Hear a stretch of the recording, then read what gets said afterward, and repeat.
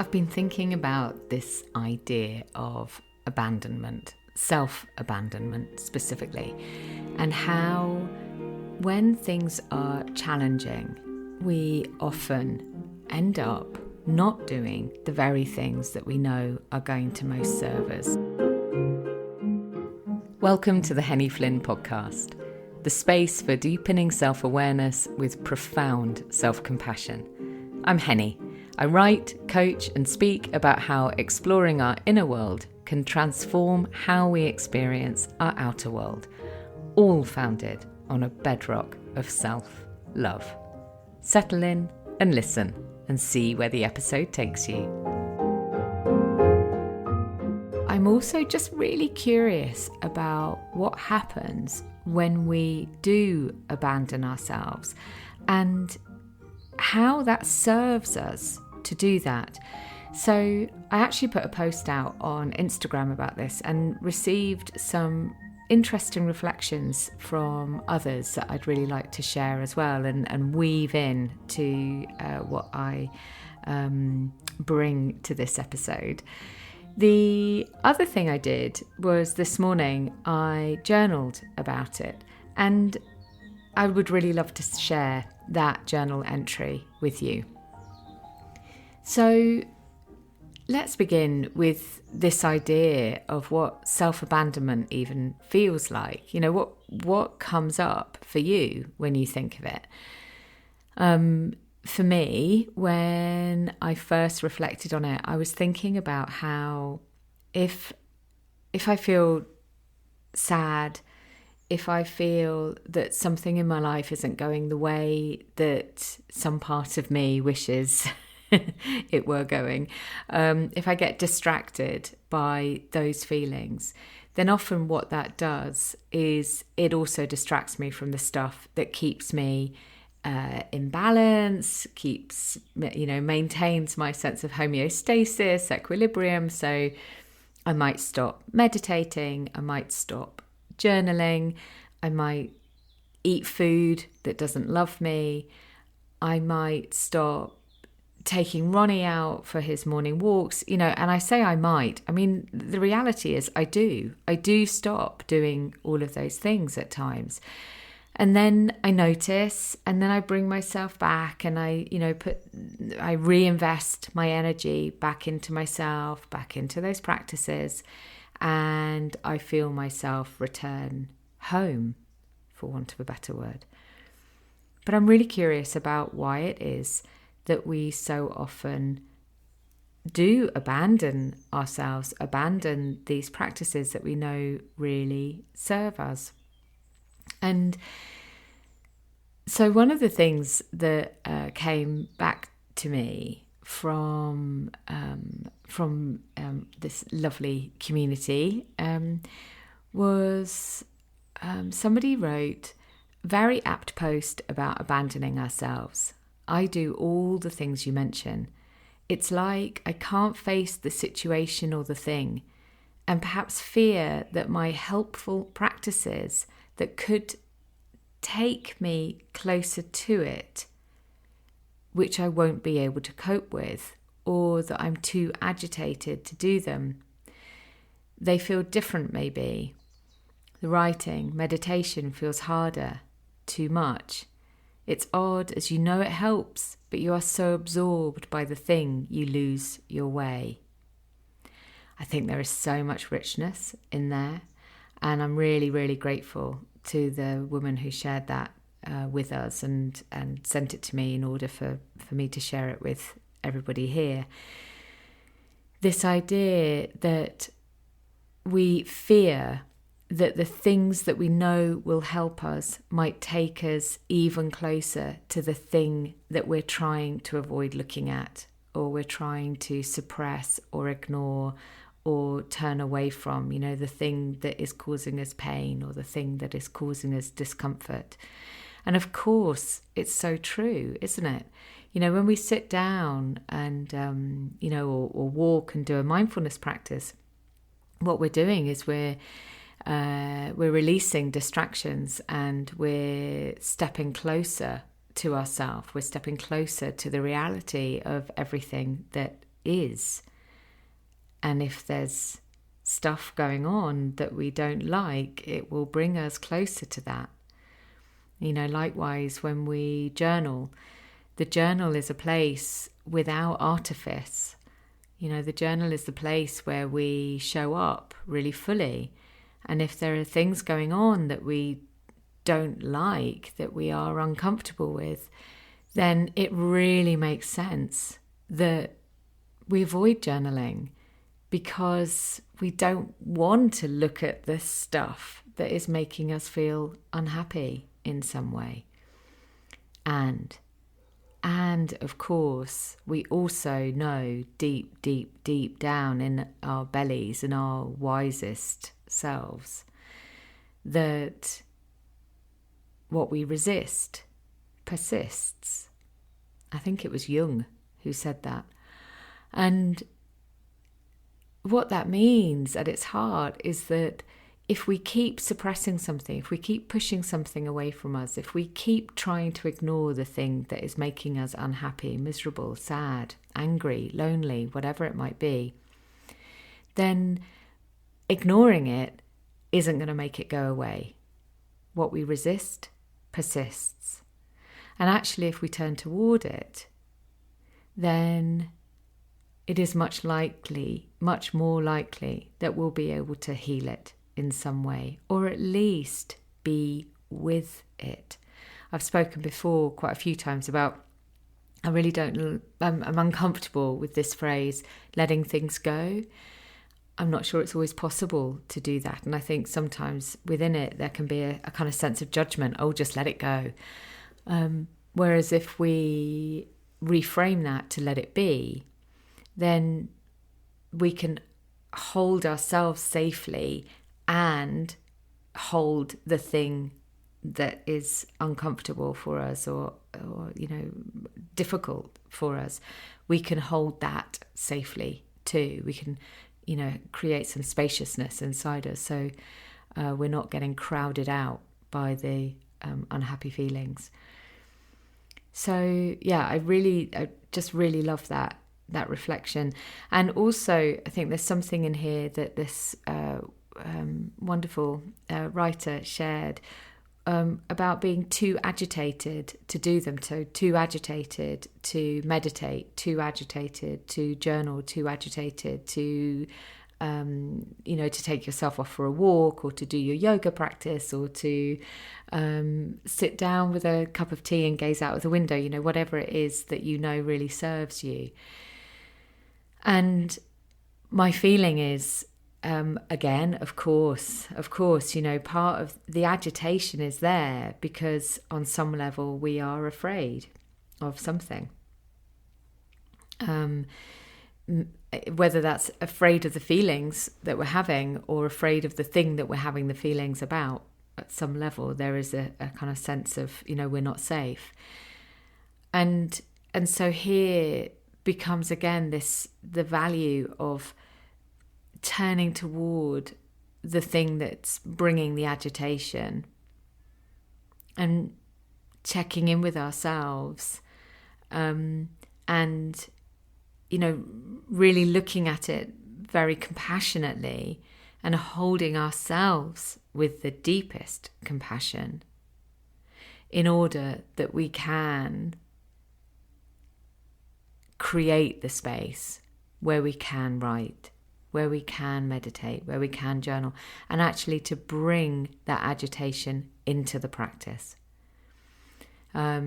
So, if you have a mindfulness or meditation practice, to actually sit, where you meditate and notice all of the feelings that you're having. There's that lovely practice from Tara Brach, the RAIN practice, where you recognize the emotions and just notice it, anger, and then breathe it out. And then notice what else is there, pain, loss, grief, whatever, and breathe it out. And in the same way, in the journal, we can write, I am feeling this, this, this. How would it be if I bring some self-compassion here? How can I see this with more self-compassion? And it can help us create the space for it, and create a little bit of distance from it too, without that ignoring it, suppressing it, squashing it, that we know really, really doesn't work and doesn't really help us that much. So I think there's something really important here about the presence of what can happen. So, sometimes we don't even know that we're abandoning ourselves. And I think the wisdom kicks in when we recognize that that's what's going on. So if there is something that you ordinarily do that really helps you feel grounded and calm, whether that's sort of going swimming once a week, or meeting a friend for coffee, or doing something that's, really sort of a deep well-being practice. If you notice that you're abandoning those things, the moment you notice it, then we can go, okay, what's happening here? What is informing the way that I'm responding to these practices that might be coming from the way I'm responding to something else in my life? There's a bit more about this actually in my journal entry. I'll come to that in a moment. But there was something else that came up from someone on Instagram, which I really loved, because when I was sort of thinking about this, I was thinking very much in these sort of slightly kind of heavy terms about self-abandonment. It's a pretty heavy phrase, isn't it? When we think of abandonment, we think of something sort of left, alone and lonely, and without help, without succor, without support. And yet somebody wrote, two thoughts came up for them when they read my initial post. The first one was the joy of pure abandonment of all the things holding me stuck, and the fear of abandonment of myself and what's left. Now, I think there's something so gorgeous in this, that within this word, and again, I think this comes up in my journal entry. We'll see in a minute. I can't quite remember what I wrote this morning, but how we can see that in this word, abandonment, there are these two edges to it. There's this lost, lonely, afraid end of the spectrum. And then there's this like wild joy at the other end of the spectrum.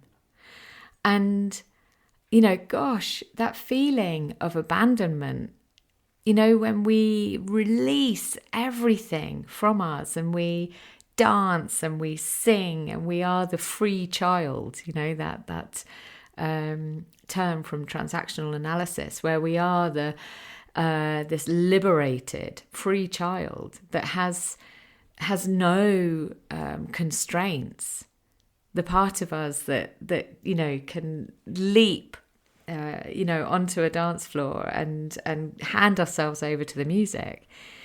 We might not do it, but we've got the part within us. So, when we think about that part, when we think about that feeling, oh my goodness me, I mean, I don't know if it's doing it for you, but I have this utter joy, fizzy joy inside me at this idea of pure abandonment. But I think there's something in what this sort of gorgeous woman shared, which is what can hold us back from that is the fear of what might happen if we let go. So there's not only fear can make us abandon ourselves, but fear can also stop us experiencing this freedom of abandonment. So gosh, isn't that interesting? I mean, I don't know what that sort of raises for you, but for me, I just find it really, really interesting. And I think there's so much more in this that I want to explore for myself. And maybe it sparks those same thoughts for you, even if it's just noticing. I say just, like noticing is the thing really, isn't it? Simply being aware of when those fears arise, or being aware of the feelings that are associated with those fears, and then bringing my attention deeper and deeper into seeing, okay, so what is actually happening here, my darling? What is informing what's happening? What is informing how you are feeling? And actually there's a connected thought that if we don't do that, if we don't pay attention in the moment that our awareness gets raised, for me, that really feels like abandonment. If I consciously abandon myself, then, and I have done that many times, and I'm sure, most of us will have had that experience where we're really mindful, we're really aware of how something could really not serve us, or how something else could really serve us, and we willfully choose to ignore all the signals and stay in the space that's not serving us. And that brings me to another reflection from someone on Instagram who wrote, "We forget about our loving heart and the peace there." And she wrote, "I do. As in, I forget about my loving heart and the peace that's there. Meditation helps me remember and be with myself." And this just speaks to how important it is to allow ourselves to open that door, a tiny little crack of light that comes in through that doorway. We open it up, and then we can see, oh, actually, there is something here that can really, really help bring myself back home. And for this beautiful soul, it's meditation. And she also wrote, "Believing the old story of the wounded child and abandoning her too, actually." So also this idea that we can be carrying these stories of abandonment, and many of us do carry stories of the wounded child, a feeling that our needs weren't met in the way that we most needed them to be met at the time. And, of course, I say this without criticism or judgment on our caregivers. Most of us, most of the time, are mostly doing our best. It doesn't mean that we might not be left with some wounds from the experiences that we had, even at the hands of very loving caregivers. So this idea that actually self-abandonment, and I think this really resonates for me very much so, self-abandonment actually speaks to ignoring the needs of the inner child, my inner child. I actually have multiple inner children. They have appeared at sort of different ages, different stages, and I care for each of them differently, actually, although fundamentally it's all about giving them love. So what can help us? I think, that there's some insights from what others have shared that I've just talked us through. I think the other thing that can really help us is to use affirmations to help break through the deformations that can arise when we abandon ourselves. So I actually practiced one this morning. I realised that I'd stopped taking Ronnie out for an early morning walk, and I'd been doing it fairly regularly. It was quite a consistent habit. And it doesn't mean that Ronnie wasn't getting walks, but it just means that he wasn't getting the early morning walk, just me and him, where we go up the hill at the back of the house, and it's kind of part of my morning practice. And I lay in bed this morning. It was, not very early. I don't know, sort of before 7 maybe. And I was just thinking about this whole idea of, okay, so on some level, I've abandoned that aspect of something that I know I cherish and really serves me. And so I lay in bed and I thought, okay, so what's the affirmation that could help me reestablish this practice, that could help me return to this loving practice? And the affirmation that came to me was, I am worthy of this attention. And I thought, well, that's an interesting one. So I lay in bed and I just repeated that affirmation to myself quietly in my head. I'm worthy of this attention. I'm worthy of this attention. And as I was saying it, I could just feel this energy rising in my body. And before I knew it, I was up, dressed, and Ronnie and I were up at the top of the hill, and I was doing my morning practice to welcome the day, the sun, the mountains, the trees, the sky, the earth, and myself. And it really felt like the antithesis of abandonment. It felt like, or the antithesis of that negative aspect of abandonment. It felt like this real sense of coming home. And it felt like a celebration of that other aspect of abandonment, as in like handing myself over to something that I really love. So if that resonates with you, if you'd really love to explore using affirmations, I have got an hour-long course on the website, which is called Affirmations in Practice. And my feeling was just that this might be a really useful thing to explore if self-abandonment is something that you notice for yourself, or in fact, if you're just curious about affirmations. So you can get the course. It's normally £17, but if you use the code podcast, you'll get it for £7.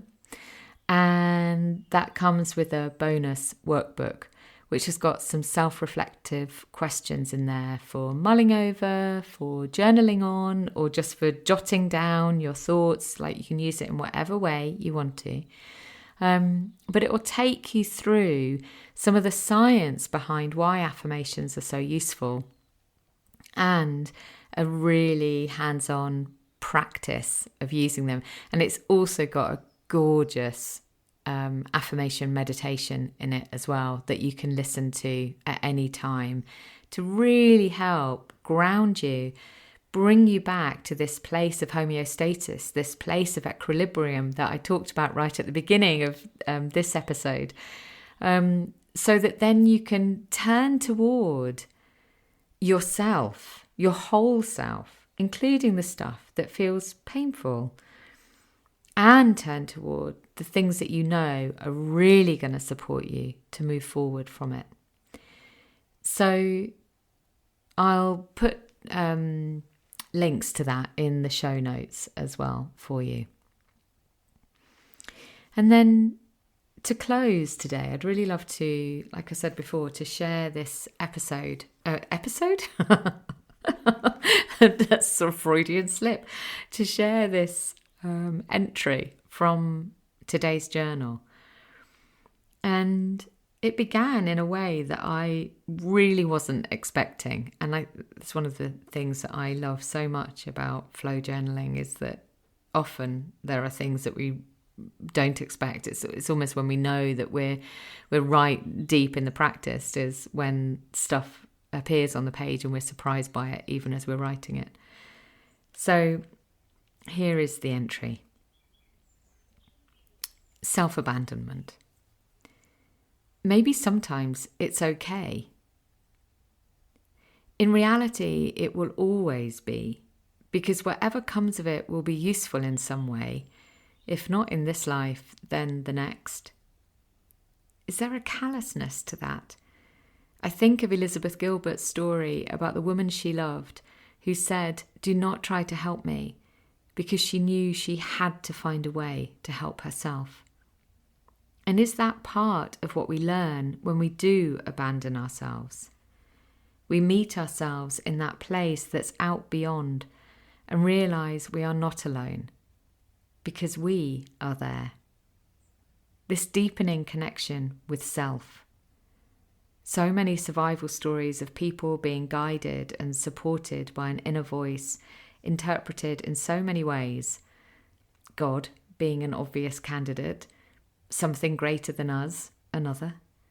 For me, it feels like it's the truest, deepest me that is connected to the everything.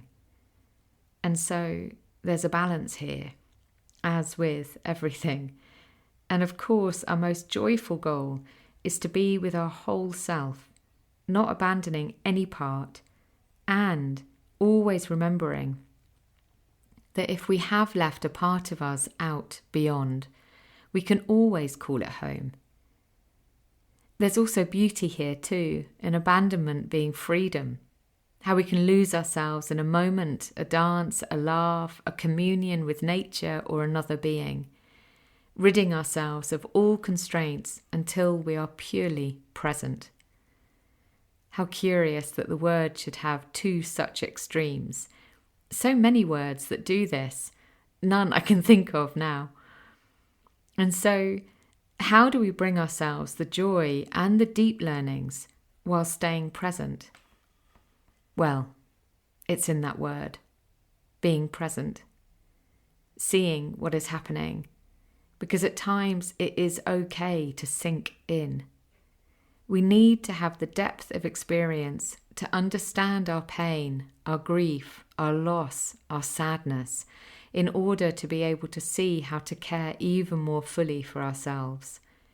And yet, the artistry here is not to get lost within it, not to abandon hope, all ye who enter here, but to remember we always have a choice, and we can change things if we so desire. Those words, "I am loved," can be a wonderful place to start.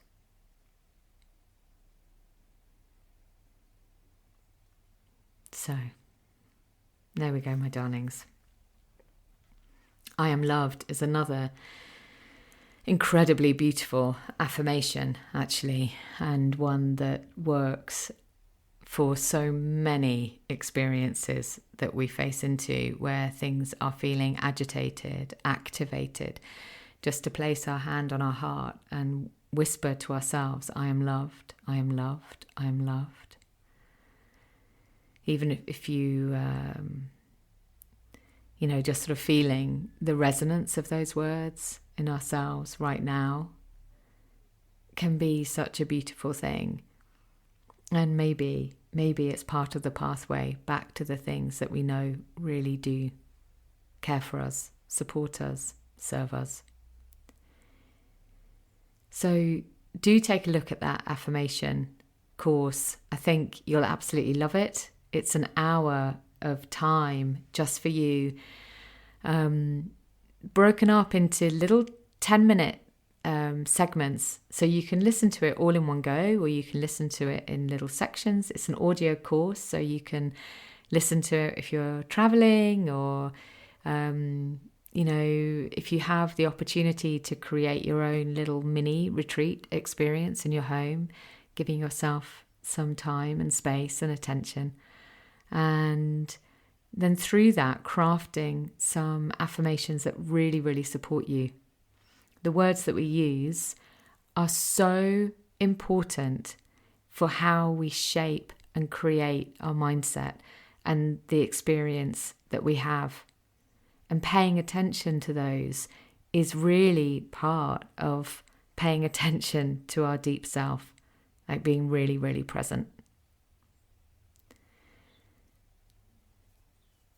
So that was a bit of a meander, and an exploration. I'd love to hear your reflections on what that raises for you. And if there's something in there where you feel like, oh gosh, there's something I really want to pay some deep attention to, then you can work with me. I offer a free 1 hour call for anybody who wants to explore what this work could be like. I'm recording this episode, it's right at the end of October, early November, in 2024. And I will have space in my diary to start working with some new clients from the end of January. So now is a good time, actually, to be really sort of stepping toward this work, because we know new year, new beginnings, even though we don't use the language of resolutions and all of that anymore, actually setting an intention to really focus in on your own needs at the beginning of the year can be a beautiful, energizing thing to do. So if you'd like to chat through what that could look like for you, then get in touch. You can just email me, henny@hennyflynn.co.uk, and take a look at the notes for that affirmation course too. And don't forget to use the code podcast and you'll get £10 off, and it'll just be £7. All right, my loves, I am sending you a hug and a wave.